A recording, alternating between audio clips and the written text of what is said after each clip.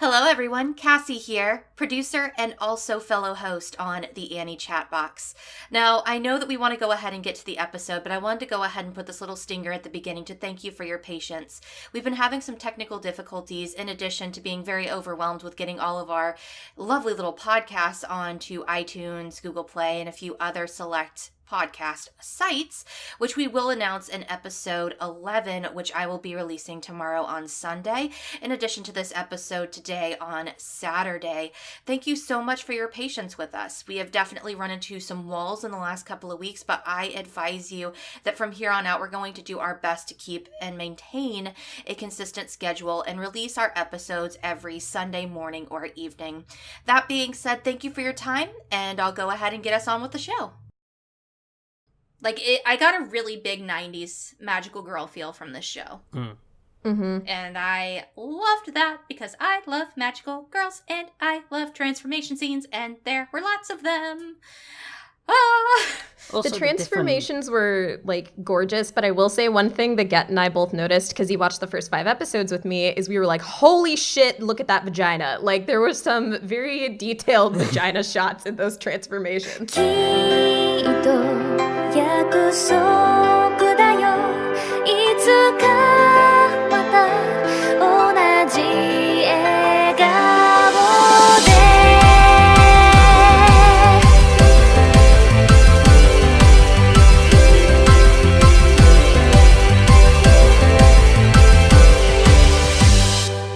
Hello and welcome to episode 10, count 'em, double digits 10 of the Annie chat box. We've made it this far, folks, and we're really excited. First things first, I want to introduce everybody here today. First of all, there's me, Cassie, your host today. Who else we got in the building today? Well, Cami's here. Hi, everybody. Thanks again for tuning in. All right, I'll go next. Hello, I'm John, or Jonathan Joestar, or whatever you want to call me. Durango is also a name I go by on the internet, but hello, nice to be back again for another fun-filled episode. Hello. And nobody else is here because Craig's not actually here. He's in Zelda World. I'm in Hyrule. I'm literally playing while talking at the same time. No, I'm not, because I can't focus on 2 things at once. Hello, my name is Sir Craigus von Maximus III, twice removed, also known as Ceros. Hello, how are you, lovely individuals, this fine day?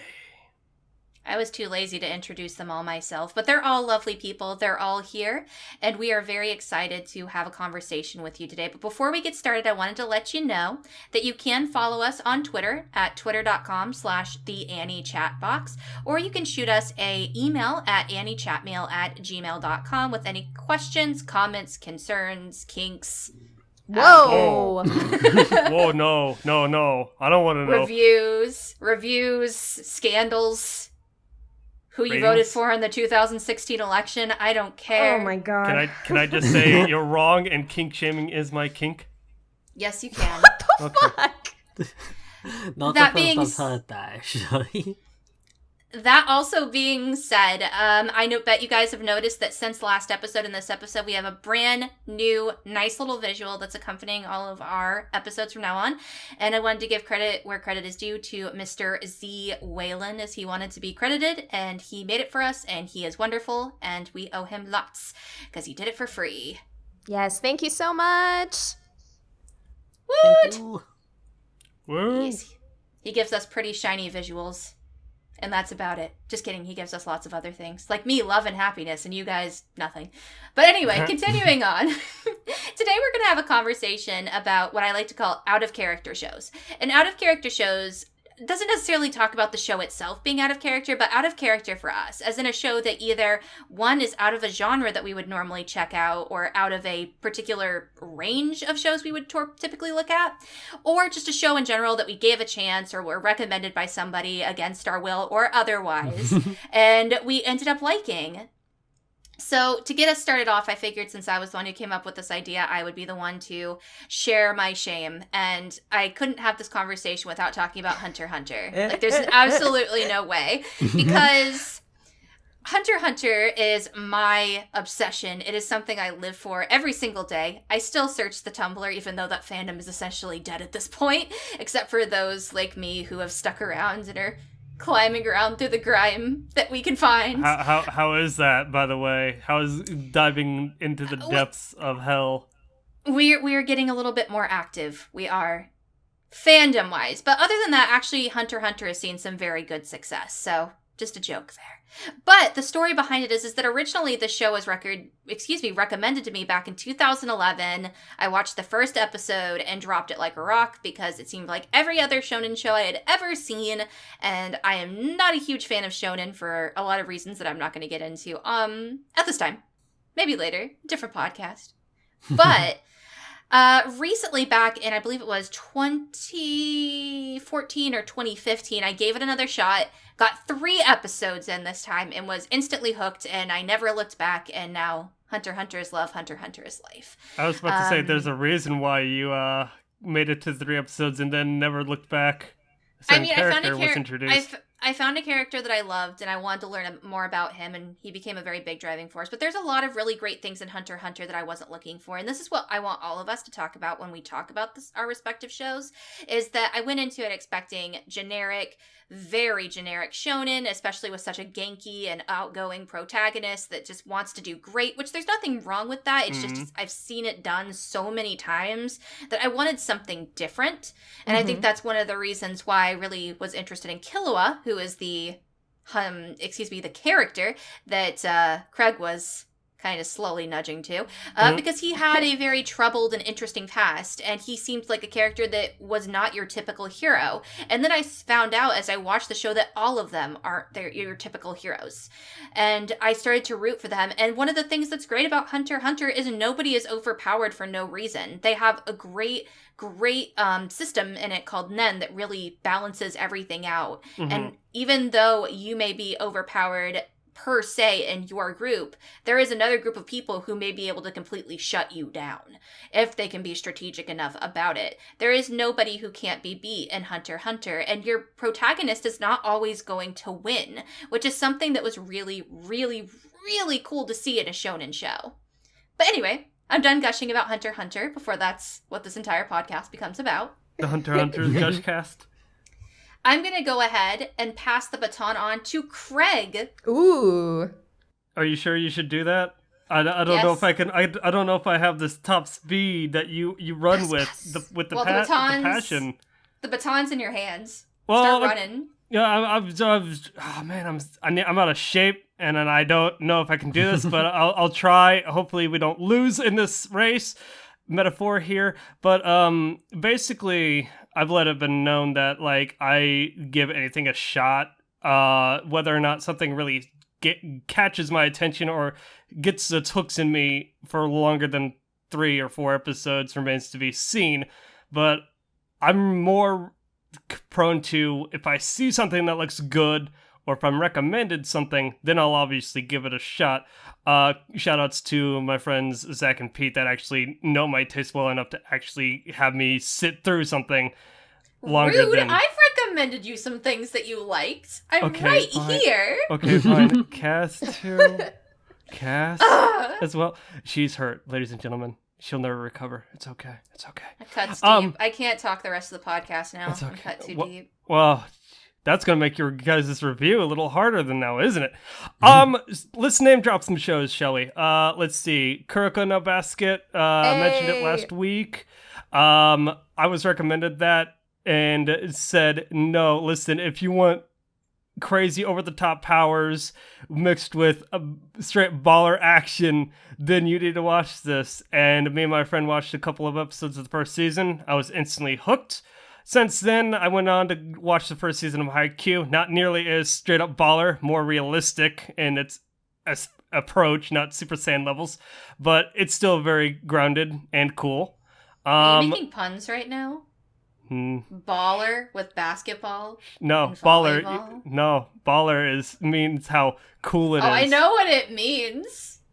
It just sounds like a pun. So then, like another show I want to name drop here quickly is Love Live. Ever since joining Tumblr, and then following what I quintessentially call my Tumblr dash equals moe or plot. Moe, Love Live dominated the majority of the moe section of that, and then I was like, well, this seems pretty interesting. I heard of Idolmaster, but I never heard of Love Live, and then I watched it, and then I went down into a deep rabbit hole, which, like Cass, if I continue to gush about who is the best girl, then we will be here all day. Regardless, it's fun, it has heart, it's spun 2 seasons, and a spin-off series, which has a second season coming in 2017.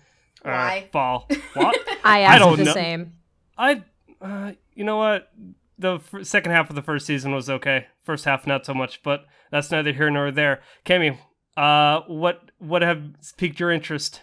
Outside the norm. Before I mention that, I'm just gonna tell you that I am getting into your kink, which you said was kink shaming, because I am massively kink shaming your Love Live kink right now. Why you do this? I mean, we gotta. You see, I liked Love Live season 1, but Sunshine Man, why is it getting a season 2? Because you gotta ride the hype train. Sunrise needs to power its Gundam somehow. That's true. Sunrise needs the money to power its Gundams. It literally has so many Gundam series that it needs something to spice it up. That's not saying anything mean about Gundams. It's saying it's not. That's saying they're producing more Gundam shows than they are anything else, so they need money to be able to make their Gundam shows. Yeah, so pretty they're much. cash cowing everything else. Yep. I suppose, but I like to think that Gundam can fund itself, considering It does. that It does. helped fund Okay. it by buying too many kits. I mean, I'm just going to say that in the past few years, Gundam is still very popular, but it is nowhere as popular as it was in the late 80s and early 90s. That is I'm just true. gonna throw that out true. there. And if you go to Japan, You you will see shit tons of Love Live merch. Exactly. And Love Live is one of those things that I actually was very interested in the fact that Craig watched it. And I want to, before we pass on the baton, because I saw how fast Craig ran with that baton and threw it at Cami at lightning speed because he didn't want to keep talking. I have one other show that I want to bring up that I think is something that really interested me, because I've never seen you, other than watching Madoka Magica, really being into the magical girl genre.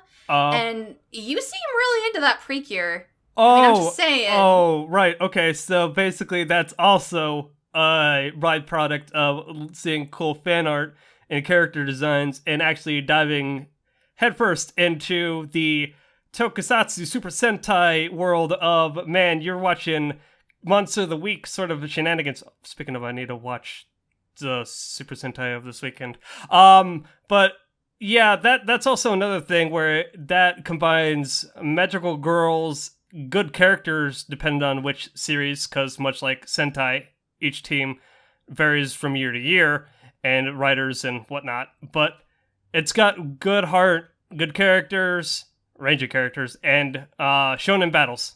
Were you expecting to like it going into it, or did you just pick it up because you saw cute girls? It's a little bit from column A, a little bit from column B. I saw what really got me was Smile Precure. The opening had, like I said, good characters, good character designs, cool aesthetic. So I decided to give it a shot. I did not know how far I'd go into it, but then I just was like, you know what, I'm just going to binge this. And then I watched... You're watching everything. Well, I watched all of it, and then I started on Doki Doki Precure, and then I stopped Doki Precure because I started watching Kamen Rider and Toku again, and it's a vicious cycle where I can never get out. Well, before we fully pass the baton on, I have one more question, because I will say that Hunter x Hunter was not, like, the shonen genre, Hunter x Hunter has gotten me at this point into being more willing to try shonen shows, which is why I found other gems, like, for example, Boku no Hero Academia or My Hero Academia. Do you think that Precure and Love Live are making you more willing to watch, like, idol shows and magical girl Blob shows? Or, well, I mean, it's not Moe Blob, dude. No, it's sure. like, I mean, like, if you say Moe Blob, that's like 15, that's slice of life, magical girl. You're right. There's like so much stuff, so let's keep it just to what we've talked about. Like, are you more intrigued to watch more magical girl shows or more idol shows? I would say so. Like I've mentioned Oppod. I've still got to watch Idolmaster and Cinderella Girls. I hear good things about those. As for magical girl shows, it kind of varies, because I tried Well, that. are you intrigued or not? Is the question. Yes, I'll at least give it a shot, but whether or not it sticks remains to be seen. Case in point, Magical Girl Rising Project.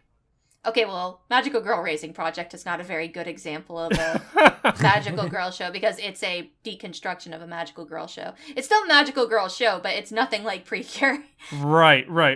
Yeah, I got currently pretty much, I'm watching the latest Precure, Kira Precure a la mode. That's very good. Again, good characters, good fight scenes, and it makes me hungry every single episode because it has sweets as the motif. Speaking of sweets, we got a sweetie named Aw. Cami. Oh, That's so sweet. I'm like hit with the Doki Dokis right now. Like the Doki Doki Precure?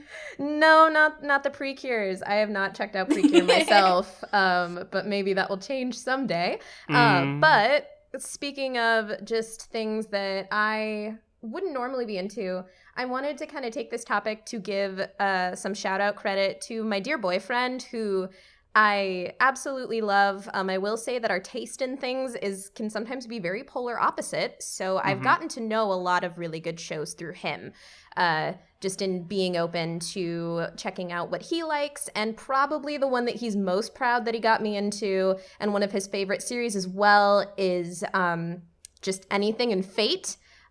He turned me on to Fate Zero first off, and Fate Zero out of is amazing. I mean, out of I've seen Fate Zero, I've seen Fate Stay Night UBW, I've seen Fate Grand Order, that movie that floated around a little while ago. And Fate Zero is my favorite, near and dear to my heart. For a long time, I kind of purposefully avoided that show. The way I perceived it, it was just kind of like holier than thou. We're gonna be kind of too smart for you, and like it was really dark and violent and hooray, dead children. Like, super serious, and I was like, I just don't think this will be my jam. And it did take a little while for me to get over that. Episode 1 was really hard because that scene where two people are just circling around this one guy giving you exposition, and I was like, oh my fucking god, get me out of here. Oh man, I hear even Fate fans were just like, oh my god, please. Yeah. Show definitely had a whole bunch of info dumping at first. But once you get past that and really get into all of the different teams and their dynamics, that got me really, really interested. Seeing how some masters and servants got along, some didn't, was also really cool. I got some cool background on history of the spirits from my boyfriend because he's really, really into like history and mythology, et cetera, a bunch of stuff. So there were some characters I was like, who the hell's Assassin? And then he's like, oh, it's XYZ. There's this story about them. So that was also really cool. I think what I didn't expect out of the show that it gave me was just that the characters were so deep. It wasn't just that you have this beautiful animation, these crazy fight scenes, like a huge scale war going on, but it's that the characters are so complex, and the way that they yes, deserve better. The way that they impacted each other just really, really got to me. There were certain characters I really, really latched onto, but I'm not going to get into that at all. I was just going to say real quick, there's a scene where Saber, Ryder, and Archer they drink because they're chivalrous in that aspect. So good. Like that's another funny thing that Get and I joke about is just how one of the best episodes of that show is 3 people sitting, passing a bottle of wine and shooting the shit about what it means to be a king. But it's so good. Like it sounds boring on paper, but it's incredible. And Archer just continues to be smug as shit. Yeah, he is a great example, I think, of someone that you just fucking love to hate. I could not take my eyes off of him, especially when he was shirtless. I mean, hey. Sipping wine. He is a glittering douchebag, but he got a nice bod. Yeah, he do. But he was just so intriguing. Everybody was really intriguing. And I don't think that there is another show that's given me exactly what Fate Zero does. And I give that to credit of what it's about, but also just the amount of care that was put into it. So At some yeah, point- I love At the some shit point, out I of gotta that ask show. your opinion of Fate Unlimited Blade Works, because I have a interesting opinion of that show as a whole. Yeah. Super pretty. I'll say that. That show is gorgeous. Yep. I'd be So, up yeah. for a I mean- discussion about Fate later on, because I love the franchise as well, because I watched that when the original Fate Stay Night anime came out, and then sort of dove headlong into the fandom to find out as much as I could about it, to the point that I even got a hold of the original game, although I wasn't able to complete all 3 routes in the end. Completed the first 2, but That flowchart. I feel like we could have an entire podcast On Fate. dedicated Yeah, to yeah, just the absolutely. movies, so and maybe that's a discussion for another yeah, time. and maybe we will. But I mean, I gotta agree with Cami. I mean, I wasn't really interested in Fate Zero either until a bunch of friends said watch this, and I agree with her completely. It takes you by surprise. It's a really good show that you don't expect to be a really good show, especially after that first fucking episode. Yeah. But So has that initial watching with your boyfriend and having that experience with Fate drawn you to anything else, not necessarily just within the series, but maybe action in general, or fantasy in general? Maybe, I'm not sure. Maybe a little bit more. Definitely things that are a bit darker and more grim. I think I've been able to get into fantasy as well. But I mean, still not really on a whole, because again, I don't think that there are a lot of shows that really do what I love about Fate, or at least that are upcoming that I have That is a seen. fantastic show. Yeah. So- Oh yeah, totally. I can agree. I mean, after Hunter x Hunter, I have, other than My Hero Academia, I have yet to find another shonen Right? that has done what Hunter x Hunter did for me. Yeah. But but I I mean, it's just I can't find a heartwarming shonen where everyone's not overpowered from the get go. It's almost impossible. So I mean, standout shows are standout shows. yeah, but I'll keep my eye out, certainly. I would love to look for something that could give me what Fate Zero did. So, yeah. All right, John, you are up next, correct? Indeed. Run us to the finish line, baby. Last leg of the race. So, my unexpected liking of a series was quite a while ago, but has a bit more backstory as to why it was so unexpected from me anyway, to like this series. And basically starts off with the fact that when I was really young, I was incredibly homophobic, as most kids are, admittedly. And it wasn't until college that I met a couple of friends who were openly gay, and they started to deconstruct my preconceived notions of what homosexuals were like. But even then, I was still pretty closed-minded and was like, I don't want to see it. When I finally got to university, and one of the guys who ended up being one of my housemates started pressuring me into watching Gravitation, which up until this point I had been, no, it's gay, I don't want to see it. And eventually he managed to convince me, after pestering me a lot, to at least give it a shot, because it's got cool music, and it's about the band, and it's more about the story, and all this other good stuff. So I was like, okay, fine, I'll watch it. And to my surprise, it became a real big eye-opener. And not only did I enjoy the aspects that he was selling me on it for, but I actually did find myself enjoying watching this relationship between these two guys develop and grow. And I was like, wow, I was being a complete dick. And it's just, as a whole, just made me a lot more open-minded in general, but also with not judging series to be something not of my taste just because of my preconceived notions about the subject material. And then that ended up leading him, when I turned around and said I actually really enjoyed it, and things that I thought were going to bother me didn't bother me as much. He started then, try this series, and he kind of piled Open up on the floodgates. all of these other series like Loveless onto me, and again I found myself really enjoying them, and ultimately that led to me not being too too opposed to watching the more recent series Yuri on Ice, which, as you can probably tell from the previous episode, I did really enjoy. You scored it higher than I did. That's very true.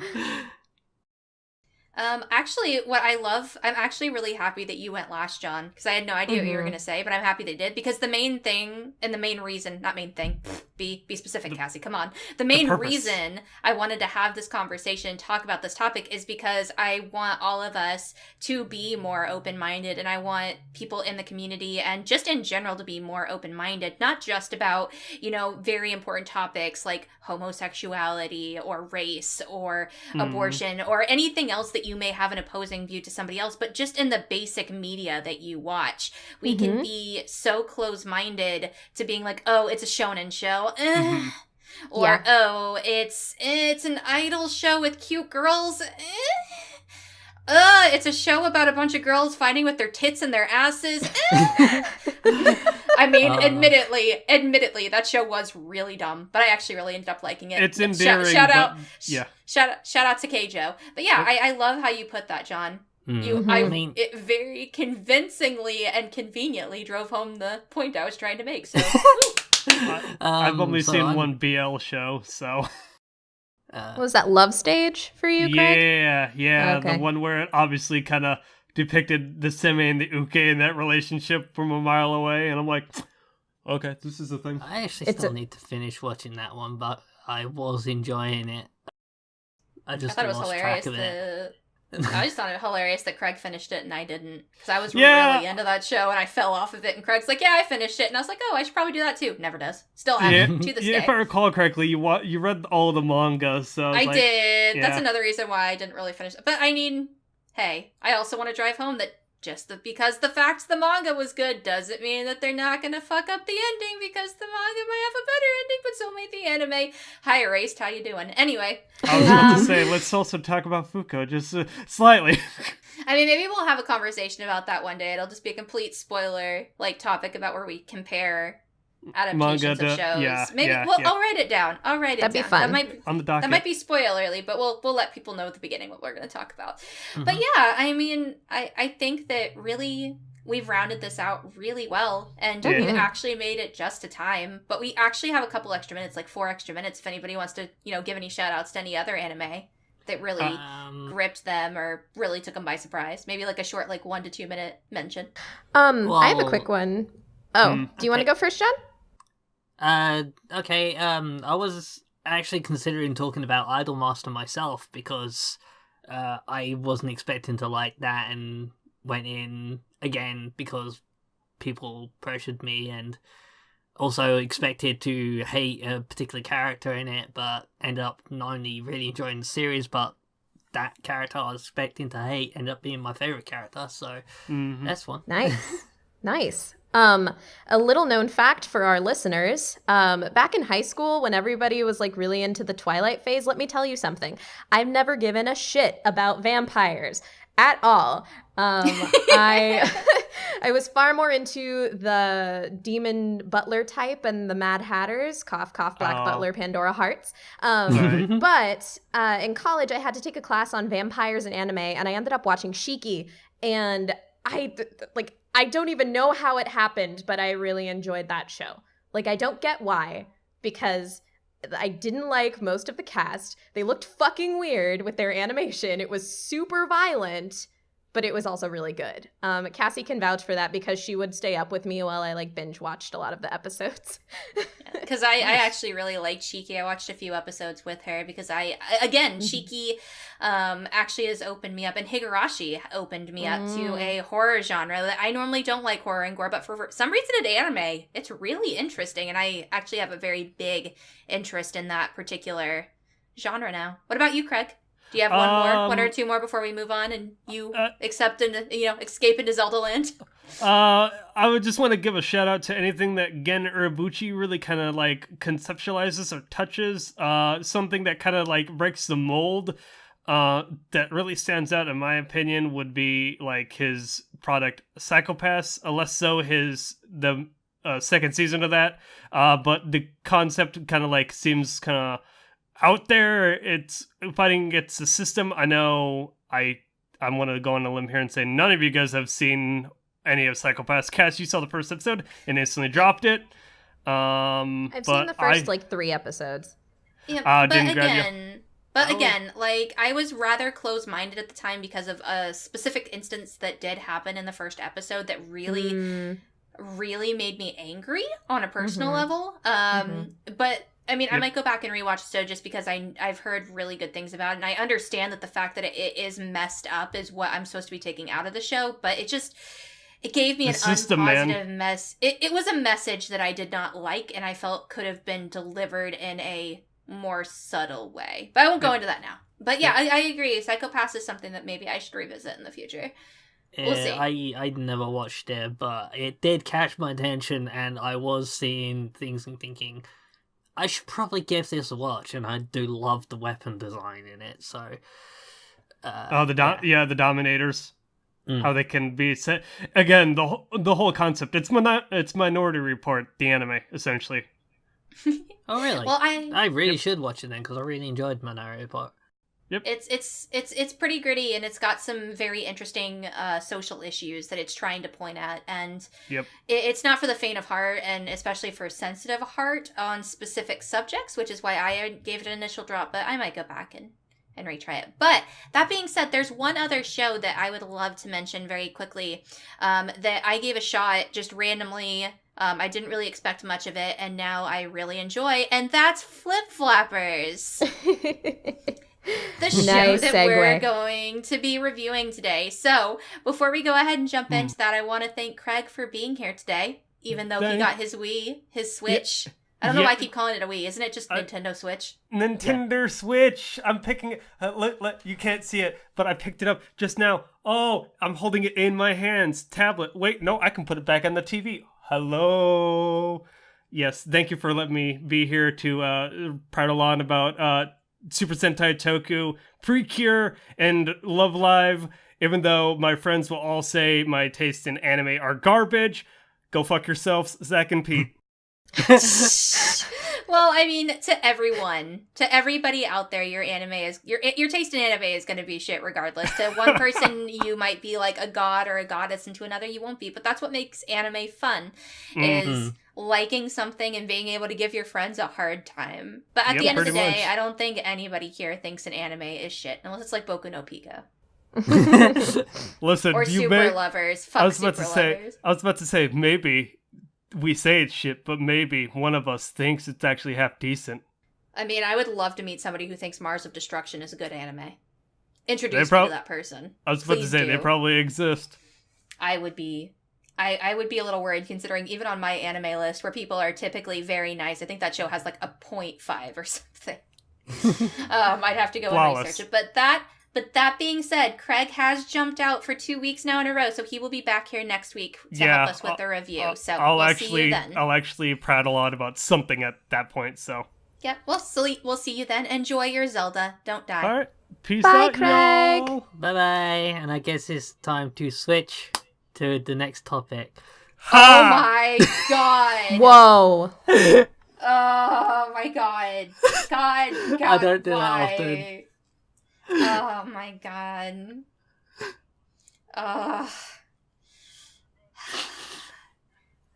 Anyway, so now that we've had that happen, thanks, John. Are you going to do that when we go to the spoiler topic too? No. Is that what you're going to do? No. All right. I was only doing anyway. it because his Switch, so. Speaking of recommendations, this will be fun for me because this is actually a show that I kind of recommended to everyone because this wasn't a show that we didn't do Sink or Swim last season. Sink or Swim just became this season, so nobody technically had to watch this anime. So I was very excited that both Cami and John chose to watch this anime, and not only watch this anime, but mostly marathon it this week. So they both put in a lot of dedication. I know John in particular, I messaged him on Thursday night and was like, hey, let's play games. And then we got through one game, and I was like, so how's that Flip Flapper stuff go? And he's like, I've watched episode 1. So, I did enjoy episode 1, and I had been meaning to watch more of it. I just hadn't at that point. So. Oh no! I mean, I just like throwing you under the bus, considering you messaged me this morning and was like, so hey, only got 3 episodes left to go, and I look at the clock and it's like we have to record in an hour. Oh my god.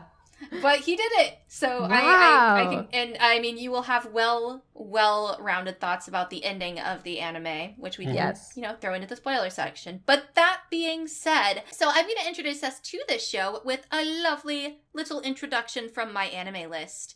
So Kokona is an average middle schooler living with her grandmother, and she, who has yet to decide a goal to strive for, soon met a strange girl named Papika. I can't say her freaking name, maybe because they didn't say it as much as they said Kokona. Anyway, Papika, who invites her to an organization called Flip Flop. Dragged along by the energetic stranger, Kokona finds herself in the world of pure illusion, a bizarre alternate dimension, helping Papika look for shard crystals, or crystal shards. Upon completing their mission, Papika and Kokona are sent to yet another world in pure illusion. As a dangerous creature besets them, the girls use their crystals to transform into magical girls. Kokona into pure blade, and Papika into pure barriet, or barret? I don't know, something like that. But as they try to defeat the creatures before them, 3 others with powers from a rival organization enter the fray and slay the creature, taking with them a fragment left behind from its body. Afterwards, the girls realize that to stand a chance against their rivals and the creatures in pure illusion, they must learn to work together and synchronize their feelings in order to transform more efficiently. So, I love this show, mostly because I love magical girls. And also another thing that I love is Fully Cooley. And this show to me felt like they took Fully Cooley and random magical girl show, threw them in a room together and said, please procreate and make an anime.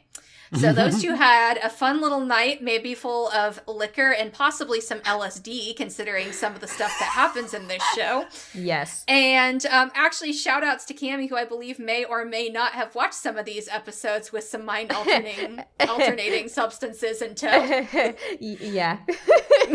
And I mean, I'm not gonna lie. Like, before we actually get into a review of this, that might be a great way to watch this show.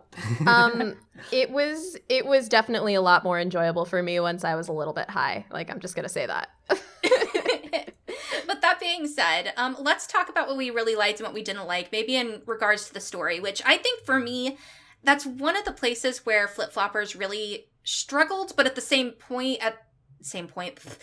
time, I don't feel like Flip Floppers, and this is where we could have a discussion, I suppose, was really so much about the story as much as it was about the journey. It was more about exploring and finding out more about the characters and their motivations than really having a very interesting driving story. Because I feel like this show is full of so many plot holes. Yeah. There were moments, especially towards the end, that I will definitely bring up in our spoiler section, that I was like, really? Like, what? Where did this come from?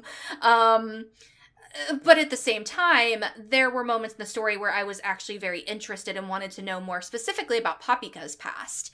But what did you guys think about the story? What really stuck out to you as good or bad? I will say, and this is probably just purely based on story and characters, I had a really hard time getting into this show. Like, really, really, really hard. And I think it's that I appreciate that it is trying to have a grand scale way to tell a symbolic message. There are a lot of other shows I really like that do the same thing, but I think that in some of those other shows, there's enough like surface level things that I can understand and relate to and intrigue. And I didn't find that here because it was so dedicated to, we're just going to do a lot of cool, like symbolic, strange imagery things. But like in my mind, I'm just like, where are we? What the hell's going on every second? So I couldn't really get invested. Like, I'll be honest and say I didn't get it with this show. Like, upon some understand that. Yeah, upon some research afterwards, I definitely saw some things that I appreciate. It actually did a lot of similar things to Revolutionary Girl Utena, which I really, really enjoy. And I appreciate it in that aspect. But it was really tough for me to be invested in the story personally. What about you, John? I actually really enjoyed it. Story-wise, or story-wise, although I do agree it was more about the journey than the actual how concrete the plot was. Because again, as you said, plot holes galore. There were a few that were very blatantly there, and that's one of the things that really made me sad and really brought this anime down for me in some regards. And like, and we'll talk about that more later because I'm cutting into John, but it just seems like it had so much potential to be another Penguin Drum. Yeah. And then it just really dropped the ball for me at the end in regards to that. And it's unfortunate because they had so much good, even like just with the symbolic stuff. I feel like up until episode like 7 or 8, maybe even 9, I was really into it and learning what the mystery was. And then once I found out what the mystery was, there was so much more mystery that it almost leaves you going, what? Yeah, I have to agree. Yeah. But I mean, that. But did that appeal to you, John? Or did that bring it down for you? I did still really enjoy it. There's part of me that's like, I kind of want a season 2 of this, but how would they do it and would it really work? But one of the reasons why I kind of want a season 2 is because there were so many unanswered questions and... You see, for me, I can kind of see where you're coming from, because how I feel about Flip Flappers is kind of how I feel about Yuri on Ice, where I would kill to have 3 to 4 more episodes of this show. I don't necessarily want a second season, but I do want more just to fill in what they've already shown. So I'm kind of like right there with you. Like, I feel like that show and this show, unfortunately, the thing that really brings it down for me is the fact that they have so much that they need to fill in, and they just kind of said, under construction. Yeah, very true. But that being said, I think one of the things that really distracted me from the gigantic plot holes was the characters, because they were so funny and so silly and so bright and fun. And I love foil characters. I love when you have a main character like Papika who's kokana and happy and genki and so fun. And then you've got the more logical, still can be fun, but has her moments of bitchiness, Kokona, who really like has to sometimes put Papika in line and say, what you're doing is dangerous. And then on the flip side, you've got times where Papika shows Coconut, damn girl, you need to lighten up sometimes. And I love that they really, where they failed in story, I feel they really shined character-wise. Just for me personally, it reminded me a lot of Gon and Killua as well, where you have... I can see that.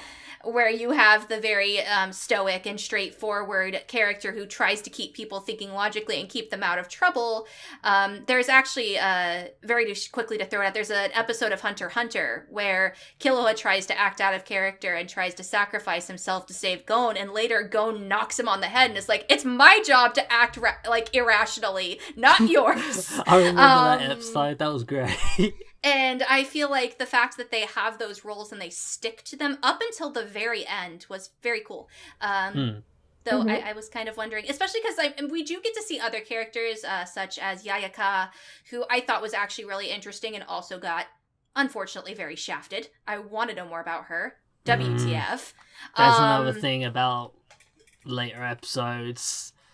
Yeah, so Yayaka, the twins... who are her companions. I feel like, in general, those characters unfortunately got shafted. Not to the extent I feel they got shafted in shows like Yuri on Ice and others. I still feel like I got something out of them and understood their motivations. But there were some characters. They did at least have some character development. Yes. But how did you guys feel about the characters? I know that some people were not very fond of the coconut. Yeah, I can't lie. Papika annoyed me a lot. She annoyed me less when I was high, if that's any credit. I think my favorite character was honestly Yayaka. I really liked the detail we got on her. I also think probably for me, again, I was looking for surface level, and her development and her motivations are probably the easiest to grasp surface level for me. So Absolutely. I felt more connected with her. And not going into detail, but like later there is a specific episode that's pretty focused around her, and that was probably the time when I was the most invested with the show, and like I loved how they put that episode together, but I'll detail that in spoiler drops. But I mean, I gotta say, I completely agree. That is one of my favorite episodes of the series. And ironically, Yayaka isn't my favorite character. Papika is my favorite character. But I know that that's not like I know she's not held in high regards in a lot of places, but just because I don't love Papika doesn't mean I don't love you. I promise. It's okay. Still but love the thing is, but I do want to say I do love Yayaka. And I think that I agree. Out of all of the characters that got development, and I'd like to say most of them did, hers was the most, like you said, grounded and easy to grasp as a viewer. If you were into all of the visual and hint, intellectual digging storytelling, then you can grasp what's going on with her. And I think that for casual watchers of this show, she's going to be the one people are going to like. Yeah. And I know, just a quick mention, sorry, then I'll let you talk, John. I know that you mentioned foils to Cassie, so I think it's really cool that, like, for people that Coconut interacts with, Yayaka and Papika are on, like, complete opposite ends of the spectrum. That also, I think, is kind of a cool little element that is put in there. Oh, totally. 150%. It sounds like a cop-out thing that I keep saying, but, I agree with pretty much everything that's been said. Although on the topic of the constant coconut over and over again, I kind of, it doesn't bother me, and I think it's kind of because I've seen so many anime now that have had that character with that one thing that they say over and over and over and over again, that you could just have just clips of that character saying that thing and end up with a 10-minute long video on YouTube. And I've ended up watching a couple of those things on YouTube just for the shits and giggles. Including one of Papika going coconut. Bless. I mean, I think the reason why it didn't bother me is because I found it adorable rather than annoying, and mostly because I know that that's how I am with most of my friends. Like, every time Cami comes to my house, I scream her name and run over and jump on her and give her a hug. Like, that's just the kind of person I am. So it's just like, I'd probably, if Cami was around all the time, I'd just be like, Cami! And maybe it would be more endearing then, because it would be... I think but when I think about that, it's that I know that our friendship consists of more than that, and I personally didn't catch a lot between Coconut and Papika besides them screaming each other's names. So that's where I was just kind of like, well, I guess that's something that we could talk about. I felt that, especially, and I don't want to go into I will mention this in the spoiler section, but there is a lot of actually exploration into that. Like, if I was suddenly somebody else, or if I had a different personality, or if I wasn't the person who you are familiar with, would I still be your friend, and would I still be somebody that you treasured? And I'll agree, at first it seems like Papika is way too over-energetic about knowing her, but you also got to realize and put into perspective that this girl, like, especially once you find out her backstory, she is growing up at this point, regrowing up even in some ways, to be in this facility where you've got Stoic Man, which, by the way, Salt, great character of development with that guy. Yes. I actually grew to love him and wasn't expecting to. But yeah, I mean, for all intents and purposes, Salt was not necessarily a very interactive person. And the other two, while very nice people, basically kept to themselves and did their most things. So now you've got a girl her own age who she is drawn to and who can go on adventures with her. So of course she's going to be excited. But I feel that they grow together as they go on adventures and learn each other's. Like I said, you know, there are times where Coconuts just like, you know, you can do things that I can't do. Like making the bow tie on our school uniform look good. And she helps Coconut in that way. And then in some regards, very early on, Coconut says, you know, you could have gotten us killed. And there's that moment where Papika does have to realize that she's putting other people in danger by her being, not intentionally, but being selfish because she's so gung-ho about everything. So, I mean, I will very respectfully disagree there. I feel like while, like, at first I would agree, I feel like the show does a good job of really showing how those characters start to work together as a unit. Especially in later episodes. I'll completely agree with you. That specific episode that you were talking about was nicely put together. It was very nicely put together. But before we spend a million years talking about the characters and story, we got to talk about what's really great about this show. And that is the production. Because I will sit here and defend this artwork until the day I die. Because there is nothing else that I have ever watched that looks like it. Yeah. No, I mean, I really don't think you have to defend it. I think unanimously, like, we all think it's really, really flip-flapping gorgeous. Like, oh my God. And again, the colors when you are high, it's so amazing. I mean, and the detail that they put into stuff, like there are some, when they go into Pure Illusion, the environments that they have to interact with are either very colorful or very not colorful. There is actually one episode in particular where they mess with the emotions of, it doesn't blatantly say this, so I'm just going to say how I interpret it. They mess with what joy and sadness is, and each girl keeps switching places, and every time one of them is in a bad situation, she is blue and the other girl is orange. And there are some situations where the environment is still that orange color, but then she gets sad and she turns blue and runs away. So they really experiment with colors. There are times where the backgrounds look like children just scribbled all over the place on the floor. God, they had so much fun with this. And the character designs are not ones where you can say, oh, they just took the same face and glued a different hairstyle and eyes on it. No. Yeah. Really, like, I can't compare this art style to anything else I've seen. And it actually kind of gave me some 90s feel. I really liked especially going back to what you mentioned with like Pure Illusion, is how many different sets in this show made me think of other things, a lot of cinematic things. Like, you know, I saw Alice in Wonderland. I saw kind of the desert from Star Wars / like Mad Max setting. I saw what looked like Neo Tokyo, making me think of like Akira and Ghost in the Shell, like in one episode. Like, it was just so cool to see all those little things. There was a bit of Ghibli in there as well. There was some Ghibli, yeah. Like, whether it was intentional or not, that was something that I really, really, really enjoyed as well.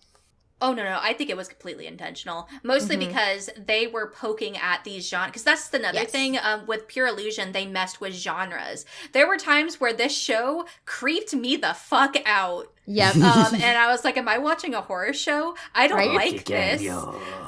I'm watching this at 10 o'clock at night, going home from work because I worked overtime. What the hell?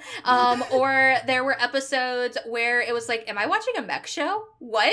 what is going on? So yeah, no, I think that was completely intentional. That I think they were trying to make those ties, and I think they were just trying to have fun with this show. Like they were. Yeah. I think that this show could be summarized, at least within its art style and to an extent some of its story, as a homage to other art forms and other genres entirely. Especially the magical girl genre. Yeah, I think you're right. That was also. There's one other thing I want to say, and I just love the character designs for it all. And I also, in particular, thought it was really neat about when the girls go into their magical girl transformations and that they swap hair colors. It's a subtle detail, but when I realized it, I was like, hang on. And then towards the end, or toward one of the last episodes, when Paprika transforms, her entire outfit has had a palette swap. It's just like it kind of is mostly white and fades to black normally, and this one time it was black and faded to white, and I was like, huh. Yes. And the magical girl transformations in general, I was really, really appreciative that they threw back to like old transformation scenes that looked very Sailor Moon-ish. Yes. Like I got a really big 90s magical girl feel from this show. And I loved that because I love magical girls and I love transformation scenes, and there were lots of them. The transformations were like gorgeous, but I will say one thing that Get and I both noticed, because he watched the first 5 episodes with me, is we were like, holy shit, look at that vagina. Like there were some very detailed vagina shots in those transformations. But I mean, if you go back, like there's a lot of that in regular magical girl as well. Like they'll focus on specific areas of that of the body, but I mean, I don't think that you're necessarily supposed to be just looking there. No, and it's not a critique. It was just something that, like, we noticed. And I think it was maybe sharper detail lines on their whole bodies and the fact that you had, like, the black outlines while it was really bright. But it was just a funny tidbit that, yes, while watching this show, my boyfriend and I said, whoa, vagina. I mean, hey, I'm always welcoming of beautifully drawn vaginas. Question mark? I don't know where to go with this. But that being said, I think that we've all made a lot of comments on this show, but I really want to see what everybody came to as a final verdict before we get into spoilers. So I'm going to let you guys go first, because I can, and I'm the host, and I said so. All right, John, I've cut you off a little too much, so how about you go first on your ratings? There's part of me that still wants to rate it pretty high, but I know because it's flaws, I can't really. It just, because it did leave me wanting more, but not really sure if it deserves to have more, if that makes sense. I'm gonna have to put 3.5. Okay. Yeah. Makes sense. I'm curious, would your rating, do you think, go up to like a 4 or a 5 if you did get some more supplemental episodes? Just offhand? It might, actually. If there's like OVAs that really fill in some of the gaps or answer some of the questions that I have, it might bump it up to a higher score. I see.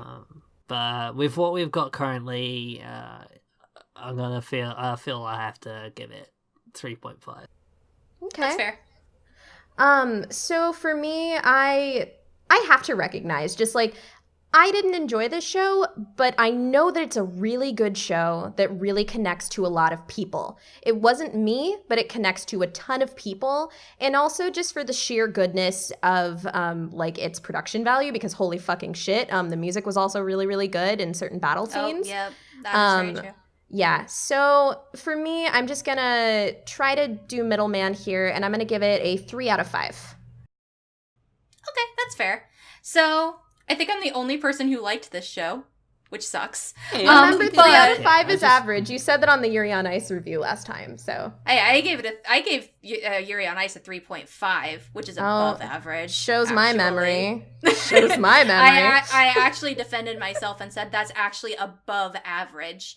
But that being said, I mean, that's fine. I know that the show wasn't for everyone, but I really loved this show a lot, mostly because it really gave me a throwback to things that I loved. Like I said, it was like Penguin Drum, Fooly Cooley, and whatever magical girl of your choice got together and had a nice little threesome, and we got this. And production value alone, it was amazing. And character-wise, I thought it was amazing. And even though the story did leave me with a couple of things that I really wanted to know, and it bumped it down for me a little bit, the show, I don't feel, is about the story.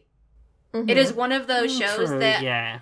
This is one of those shows that I feel going into that I don't think they were going for I need to get from point A to point B story. I just don't think it was that kind of show. So for me to really bump it super low for that isn't really fair because that's not what it's trying to do.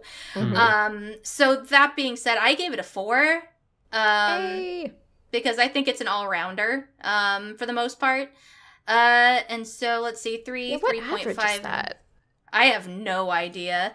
But hey, Cami, congrats to giving the lowest score on the show so far. So far, and it's still not like a 1 or a 2. Like if I think if you gave the show a 2, I might cry. I mean, you're Exactly. allowed, but I did Exactly. really enjoy it. I just I felt- could. it averages directly to a 3.5, which to me, I'll take it because that means it's above average, and I believe that it is. Yeah, I'll give So- it that too. Absolutely. So an average score of 3.5. I'm not too salty. I'm not gonna cry. It's okay. You shouldn't, because my shit taste in anime has no bearing on anything that should make no. you sad. No. You do not have shit taste in anime, and the things that you guys have problems with, like, are there. So Yeah. I mean, it's not, and I mean, the show is not going to connect with everyone. It just isn't. And I want to make that clear before we move on to our spoiler section. If you are somebody who really needs to have a solid story to enjoy a show, do not watch this show. That is not what it's for. It is not what it's for. And that's honestly one of the reasons why I transitioned with this anime from our previous topic, because Flip Flappers is one of those rare animes, because I am typically one of those people that wants a solid story. I need it, especially in a show, for example, like Yuri on Ice, where it's driven off the story and characters. And that's why it got a couple of points docked off for me last week. But with this show, I normally wouldn't like something like this, but I really did. So if you want to give it a chance, I would watch the first couple of episodes, see if you're drawn in by any of the characters, if you like them, if you like the pretty colors, and especially if you're really high, go and give it a shot. Otherwise, I would say don't even bother. But for me, it was great. Yeah, like who... Oh, sorry, go ahead, John. I did really enjoy the series. I'm also trying to not let myself be too swayed by my own emotions and actually pay attention to flaws that I've noticed in the series when it comes to rating it, because I could that's what you're very supposed to easily do. just throw 5s around if it came to just Oh, pure dude. No. enjoyment. Right? So- No. Like, Right? So listen, I fucking love Yuri on Ice. I do. Critically speaking, though, I don't think it's the best show ever because it had all of those flaws. So, I mean, that's what we're supposed to be doing. We're supposed to sit down and look at this. And where, for me, I was like, story isn't as important in this show. You guys disagreed. And that's fine.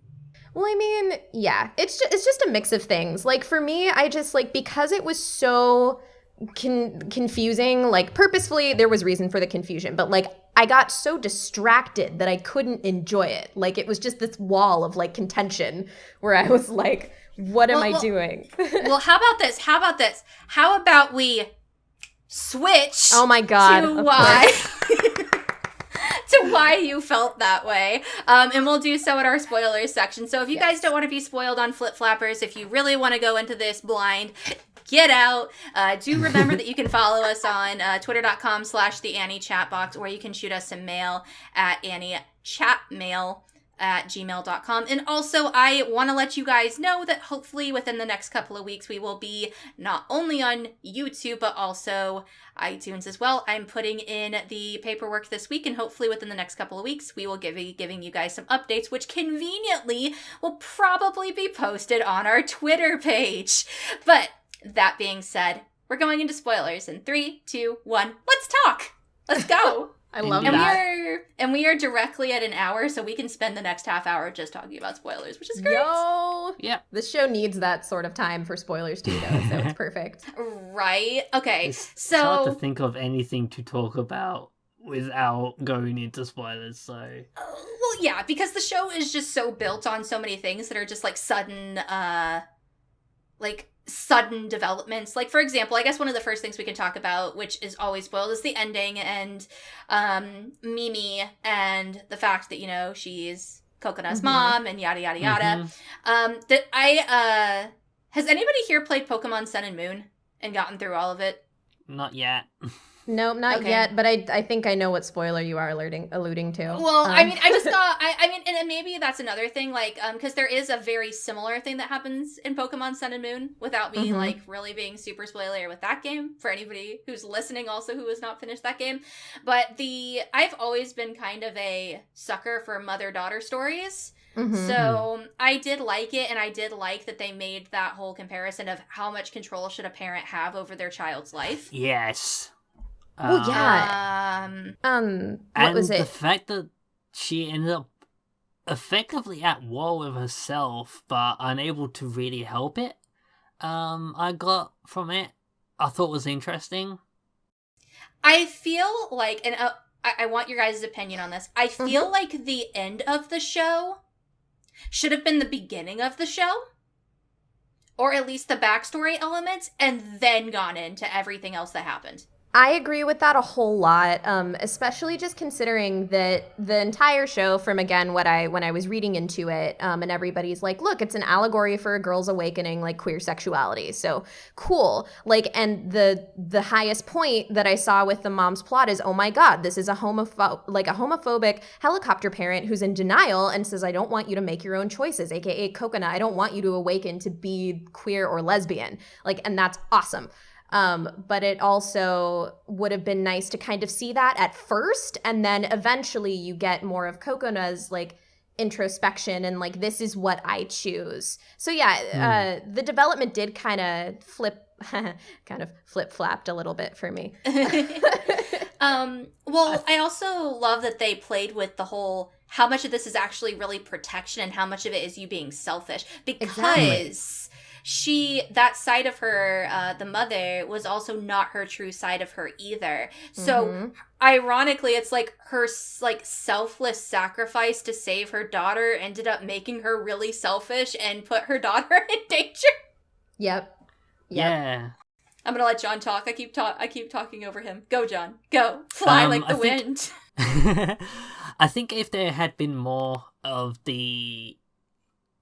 Mimi towards the start, beyond the random occasional times that Paprika would suddenly accidentally call Coconut Mimi, or without even realizing she was doing it, or the weird dream sequences that only started to make sense in the last couple of episodes. It's like, I can tell this is foreshadowing something, but I don't know what. I'll be honest, And- oh, sorry, go ahead. So I'm a bit torn, because I kind of love the foreshadowing side of it, but at the same time I kind of wish they'd done a little bit more to... Yeah. I think you make a good point. It did seem just kind of like episodes 9 till the finale was really just kind of a sharp turn, a little bit. But also what you were saying as far as like predicting or like foreshadowing too. I'm just gonna say I was so gung-ho and excited whenever it had Coconut on the boat with the girl. I was just reminded of Hell Girl, and I was like, please tell me she is in a mental purgatory and like she's actually on her way to hell. That would be so cool. But nope, that wasn't the case. Blatant ripoff. Right? But right. I mean, I also really liked didn't like how much Paprika in a way got shafted at the end, because Yeah. it's like they really gave us some more to know about Paprika and how she wasn't always this ginky, cheerful little girl. She also at one point was a very, very smart young lady who just wanted to be friends with somebody. And I feel like, and this is where I gotta kind of agree with Cami to an extent. I believe the relationship that they showed between between Paprika and Mimi made so much more sense than the one between Paprika and Kokona. Yeah, I Yeah. see that too. I was And- honest. Oh, go ahead. Oh no, and I was just gonna say, and we don't get to see that level of understanding and introspection between Kokona and, in my opinion, Paprika and Kokona as we do. And then, like, there's just so much of Paprika's character that we don't know about after, apparently time got turned past and she turned into a kid again. Why, IDK? Yeah, they didn't address that, but I actually wanted to ask you, Cassie, because when I saw that that part of the last episode when she's like in the cave or whatever, and she's a child and they're facing each other, Penguin and I was drum, like, penguin drum, yes, penguin drum, yes, penguin yes, drum, yes, yes, penguin yes, drum. yes, yes, Yeah, yes. But it was just like the cages with the apple. It was, But they that's didn't- why, Yeah, but they didn't expand on it like Penguin Drum did, which sucked, because like I liked how they had bits and pieces of that in Penguin Drum in the last episode. But yeah, you just see that one shot in the beginning. But I appreciated the Penguin Drumness of it for sure, and I'm glad that you also were on the same wavelength. Yeah. I don't know if they did that on Maybe the apple was purpose a or direct nod to Penguin Drums. Like, yeah, you Yeah. realize that this is a similar scene. Mm-hmm. Speaking of something that really bothered me about this show, I feel like the entire review I was just like kind of talking about everything I loved, because That's okay. blatantly the show as a whole is everything I love. Everything that I disliked in spoilers. That's okay. So the third twin girl amorphous child. Oh my god, yeah. What was she? I don't. Yeah. Yeah, what was the point? It's like, oh, she's gonna be some awesome badass, and we never see her do anything. No, she didn't- just kind of sides with the good guys, which I mean I'm fine with, but at the same time it's like, why? What were you even here for? Like, who got more development than she did? The brown-haired, like, lab assistant that like, hung out with Yeah. Dr. Saul. Like, I liked her. She was cool. she was cool. It's like it's kind of shipping her with Salt towards the end, and I was like, and then Mimi had that line of just stay true to me. I was like, oh fuck. I mean, honestly, like I have a hard time shipping those two anyway. I completely love Mimi and Salt, but maybe that's just because I saw that backstory. It was cute. Well, I thought love it was Mimi very and Salt cute. as well, but at the same time, seeing her like trying so hard to keep up with Salt, I was kind of like, I kind of ship it. She's cute. I liked her. I also liked the oh god, what was his name? Crazy guy with glasses, orange hair. Oh, yeah. He What's was his fun. name, actually? I don't remember. I really don't remember. Doctor, I'm gonna what the fuck?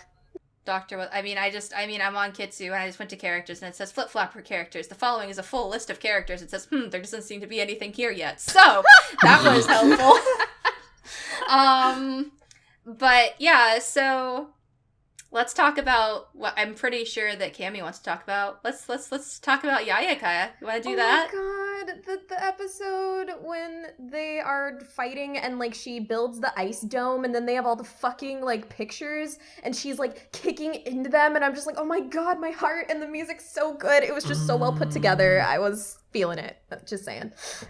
Yeah. Yeah. And you see, and that's another thing, like, I feel like I was more and it sucks because I do believe that Paprika and Kokona had a very good connection. I do believe that, but I do feel that the connection between Kokona and Yayaka was way more interesting. Also, Yeah. the twins in that episode, it was like, you manipulative. Oh my god. The end of that thing- episode with the fucking shot. Oh my god. All the things that they were saying to Kokona that weren't true. Like, Mhm. they, Yeah, it's like, they're just talking about food. It's like, no, they're fucking not. And also, another girl, fucking bitch. Mhm. Yeah, the twins were, but I actually kind of thought that was interesting because from the get-go, we were taught that those twins don't really care. But then by the end, there's this very glimpse that they do start to care at least about one another, which was kind of interesting. Mm-hmm. And I did like the struggle that Yayaka had. Yeah. Because she definitely had, two different sides that, as much as she tried to be the brooding, my mind is built differently than yours character. She failed. She was such a soon, and she loves Kokona as much as she wants to deny it, and she's just as much a softie as theirs. And also, her transformation scene was great. Yeah, that was cool. Yes. I also love the moment in the Sorry, episode when coming they're though, in the. but that's not a bad thing. I love the moment when they're in the mecha and they're like, Yayaka, say it. And she's just like, flip. And Papika's like, no, fucking say it. And then she's like, flip-flopping. And I was just dying. That was awesome. Yeah, I actually wish when I saw more that of those. bit, I was like, she's gonna have a magical girl transformation later on, isn't she? That was great. Another spoiler. And this is for just an entire episode. Actually, 2 episodes that I want to talk about. One of them was the one that made me cry, which was the Iro episode with the nail polish. That was good. Oh, yeah. If that entire fucking series was just that one episode, I would have given it a 5 out of 5. Because it was so good. It was so well structured. Like, even like up until the reveal of who exactly that girl was, and the comparisons of what she thought and what she felt before and after they meddled with her memories. That was so cool. And also just the story itself was just so heartwarming and touching and sad. Mm-hmm. Yeah, that was really good. I also liked that they did an episode about her just because I thought she was an intriguing character when she was introduced. So that was nice. I wish she got more. I wonder if she ever went back to how she had been previously. In the last episode, you get a brief glimpse of her at a fresh canvas with a new brush, staring and glancing at the sky, and then like doing it. And I was like, yes, she goes back to that. So cute. I squeed over that. I will have to admit. And you're adorable, John. You are. This is why I love having you on the podcast, because you just get so excited. But I wanted to mention that episode to mention the episode that comes after that, because there's this really interesting thing that Flip Floppers does with struggling with identity and exactly like who you are and who others are around you. And there's after they mess with Iro's memories and she becomes a slightly different person, Kokona is very, very upset about it, and she doesn't want to change anybody else. And then you just get this world full of different versions of who Papika could have been. And can I just say, I would have been totally fine with her being a pretty boy. Holy damn. Yeah, that was nice. That was fun. But, I mean, and at the end, you've got this conversation between her and one of the different Papikas where it's just like, do you love me because I'm still this person? I'm just, I just act a little bit different, but I'm still the same person. And it has this very interesting thing where at the end, of course, the girls are both like, I found you and I found you. And it's like, you're the person I care for, and, who you are is who you are, and I need you to be this way, but I understand that there are all these other things that you could be, and I would need to accept those as well. And I loved that episode, and I love everything that it was talking about, and I thought that the message in that, where a lot of the things in the show was very, I will admit, convoluted. I think that those 2 episodes were very, very good at showing what they were trying to do.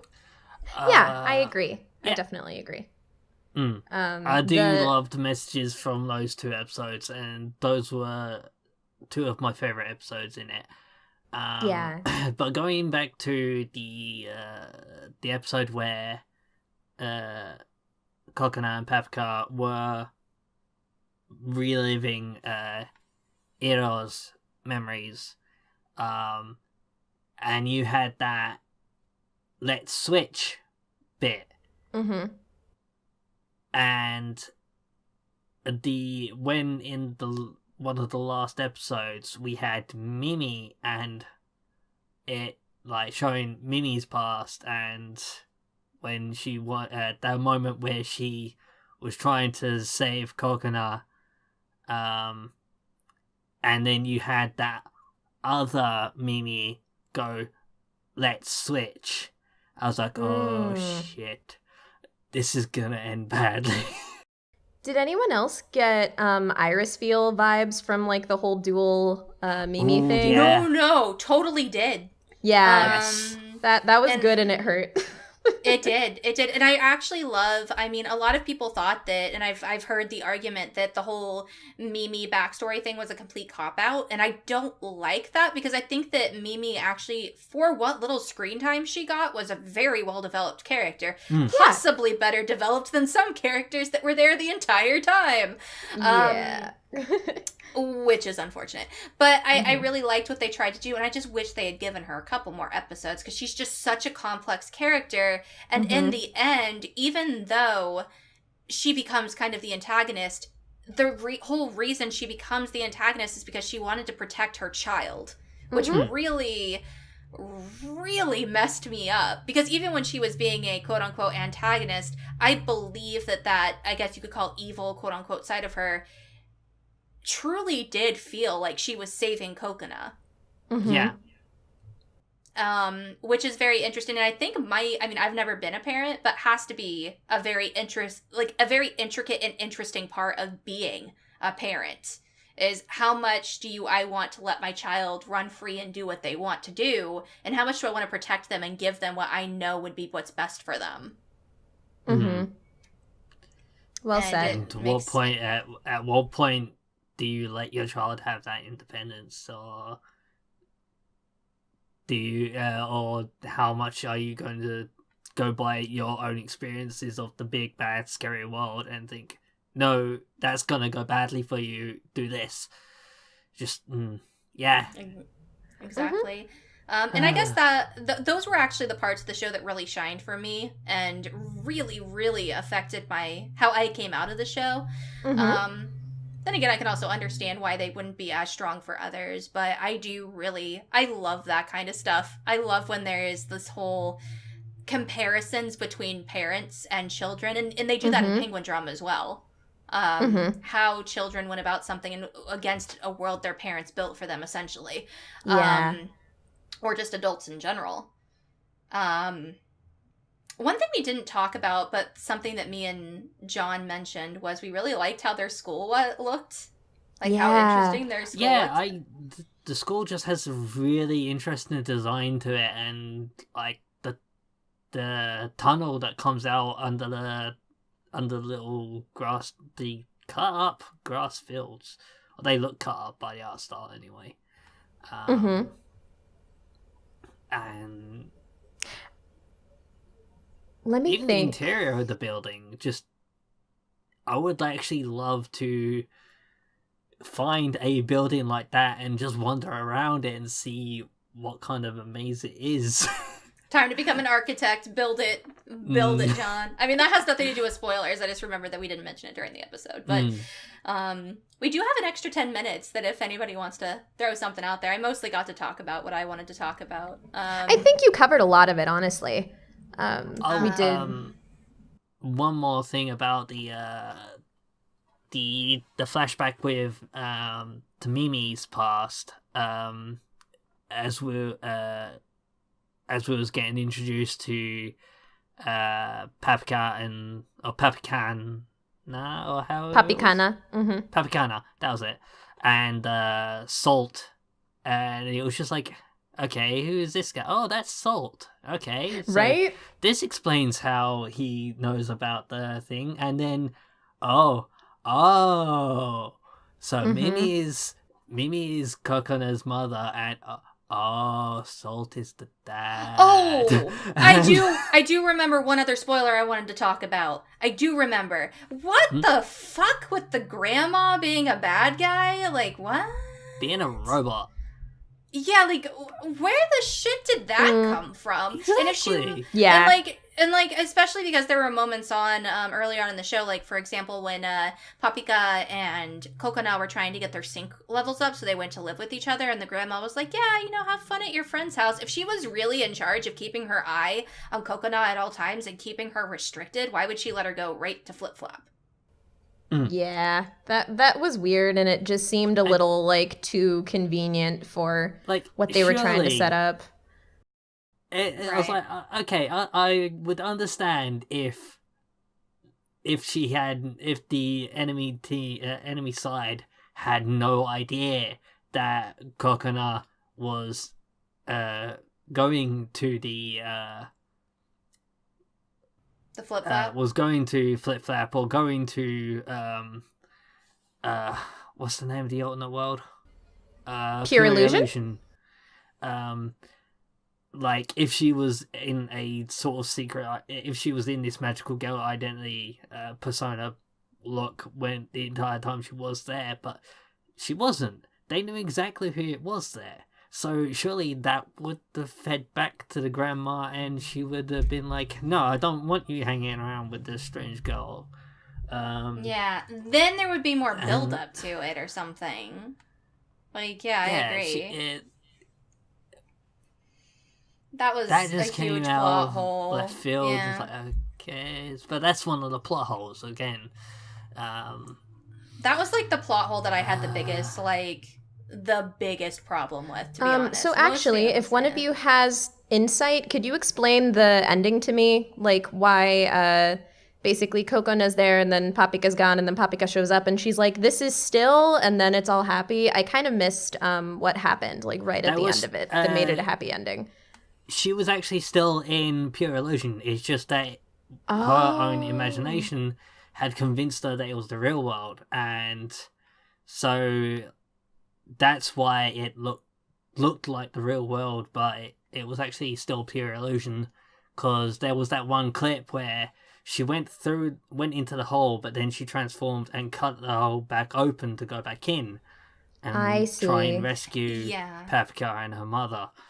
And also when Papika appeared behind her in the pipe while she was still moping that she couldn't find. I was like, Papika, just say something, you bitch. Yeah, exactly. That was cute. It was a huge bait and switch, but it is very blatant if you go back and rewatch the episode. I do agree that the way they structured it was a little weird. But yeah, basically, like, she was still in pure illusion at the time, and then they showed that flashback of her still being in pure illusion later in the episode to try and tie everything together. I think they were purposely trying to confuse you to make it seem like, oh, fuck. But because I was convinced, and I didn't think it was bad. I just definitely didn't catch it. So thank you guys for that clarification. That helps a lot. It is a blink and you miss it thing. Yeah, I just say go back and rewatch the episode, and it's like, oh, okay. It's kind of like some of the stuff that I first missed when I watched Penguin Drum, because I missed like 5 seconds of it. Especially with the whole child broiler thing and yada yada. But that's a completely different show. I feel you. Yeah. The end of Utena took me a long time to understand. Yeah. But luckily Flip Flappers, its ending, it's not too hard to understand. You just actually have to pay attention. Or you're just not going to get it. But yeah, it's pretty straightforward. But that's why it's a happy ending, because at the end, they both made a way to get basically back to where they need to be to continue exploring with one another and exploring pure illusion. And it was super cute, like the last shot of them just like flying up, and like Kokona was like all right on Papika's shoulder. That was really cute. I liked that a lot. I did enjoy that, and I also enjoyed that there was some tension between the two of them in the show as well, with the whole like, who the fuck is Mimi and why am I a replacement kind of deal. Because I've had those feelings with friends before, that like I think that you're my best friend, and then it just turns out that maybe I'm not as important as somebody else, and I have to get over that eventually, and realize that I'm just as important as somebody who's been there for somebody their entire lives. Well said. Which was a really cool thing, because I've struggled with that a lot, especially with like very close friends. Some of them I'm not going to name because they're not here to defend themselves, and there's no reason for them to, but like we've been friends for forever, and then I'm supposed to be like, a really close or best friend, and then, they've got this other friend that they've known since, I don't know, high school or something. And then I feel like there are times where I feel like I'm shafted because I feel that they're more important. But in the end, it's not true. It's just that, everybody deserves their time with that person. And that's something that Kokona really needed to realize. But it is a certain level of jealousy that is very common, especially among people who are very close to one another. And I thought that was cool. Oh, yeah, no, I think everybody goes through that. Absolutely. So it made a whole lot of sense to me. That was a good just sense of motivation. And I think, again, it also bothered Kokono so much because the entire show, we know that she starts out with this weak sense of identity. So already Yes. if she's struggling with that and then a person comes in who may have, more identity than she is, of course she's going to feel anxious about it. So yeah, that was a Totally. good plot point. I appreciated it too. Yeah. Well, does anybody have anything else that we need to discuss? Because we're getting close to time. Just that the ending song is phenomenal. I love the ending. Okay, so listen, I love the opening mostly for the visuals, and I think the song is really hype, but that ending song is so cute and could put me to sleep. It's so comforting. It's amazing. Yes. And yeah, the visuals of again, the opening I feel is foreshadowing to like there's more going on than the surface shows. There's a darker side to all of this than we're letting on, and I was like, okay, so when is the ball gonna drop? And I can't help but feel like Paprika's a bit of a bitch towards Coconut in the ending, because you got this one clip where Coconut is having a complete panic attack Yeah. and very clearly freaking the fuck out, and then Paprika's next to her laughing her Paprika's fucking head laughing. off. Yeah. And it's like, Has issues with dealing with the fact that other people have emotions that aren't happy. true. So yeah, all in all, I thought that for all its faults, it did a lot of really cool things, but yeah, there were a lot of gaping plot holes the size of China, and it's unfortunate. But that being said, does anybody else have anything to say before we wrap this up? I think we're good. All right, perfect. And I'm going to say one more time, in case you didn't already hear it the first 2 times I did say it. If you are still here and you want to know what our Twitter is, it is twitter.com/theanniechatbox. And you can also shoot us mail at anniechatmail@gmail.com. I would, say that you could find us on YouTube, but at this point that seems to be redundant. So if you want to find us on there, search for us, but we'll be available there. And hopefully within the next week or two, you can see us on the iTunes side. I'm going to get working on that this week. So that being said, thank you so much for joining us today. And I honestly think this was one of the best discussions we've ever had. So thank you guys both for being here as well. Thank you. Thank you. And thank you to Invisible Craig, because he provided a lot of insight earlier as well. But yeah, we'll see you guys next week. Bye, everybody. Bye.